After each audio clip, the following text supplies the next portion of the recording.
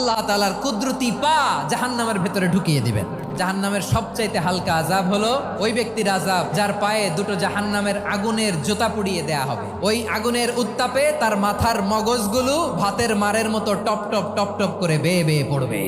এইটা যদি সবচেয়ে লাইট পানিশমেন্ট হয়, সবচেয়ে হালকা পাতলা সহনীয় আযাব যদি হয়, তাহলে ভয়ঙ্করতম আযাবের কি অবস্থা হবে? জাহান্নামের অবস্থা এত ভয়ঙ্কর হবে, জাহান্নামের ভেতরে লক্ষ লক্ষ কোটি কোটি কাফির মুশরিককে দেওয়ার পরেও জাহান্নাম বলবে হালমিম মাজিদ, আরো আছে নাকি, আরো দাও, আমার ক্ষুধা নিবারণ হয় নাই। জাহান্নামে তো উত্তপ্ত হবে, জ্বলন্ত হবে, ভয়ঙ্কর হবে। জাহান্নামের এক অংশ আরেক অংশকে খেয়ে ফেলবে। আল্লাহু আকবার।